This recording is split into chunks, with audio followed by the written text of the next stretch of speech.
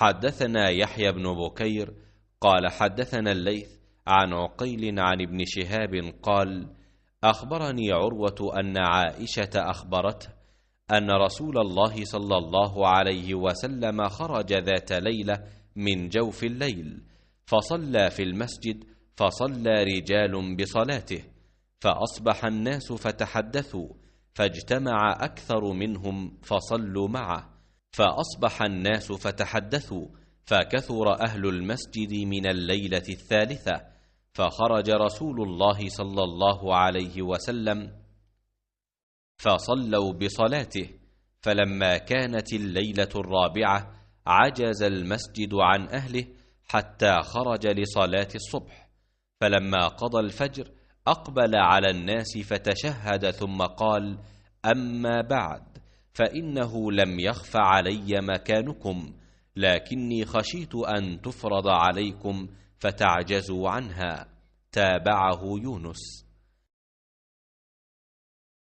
ابن شہاب نے کہا کہ مجھے عروہ نے خبر دی کہ حضرت عائشہ رضی اللہ عنہا نے انہیں خبر دی کہ رسول اللہ صلی اللہ علیہ وسلم نے رات کے وقت اٹھ کر مسجد میں نماز پڑھی اور چند صحابہ بھی آپ کی اقتداء میں نماز پڑھنے کھڑے ہو گئے۔ صبح کو ان صحابہ رضوان اللہ علیہم نے دوسرے لوگوں سے اس کا ذکر کیا، چنانچہ دوسرے دن اس سے بھی زیادہ جمع ہو گئے اور آپ کے پیچھے نماز پڑھی۔ دوسری صبح کو اس کا چرچا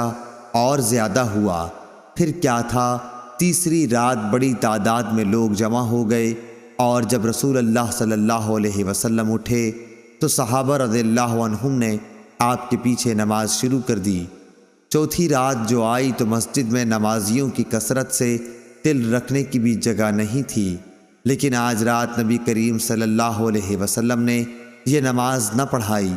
اور فجر کی نماز کے بعد لوگوں سے فرمایا، پہلے آپ صلی اللہ علیہ وسلم نے کلمہ شہادت پڑھا، پھر فرمایا، اما بعد،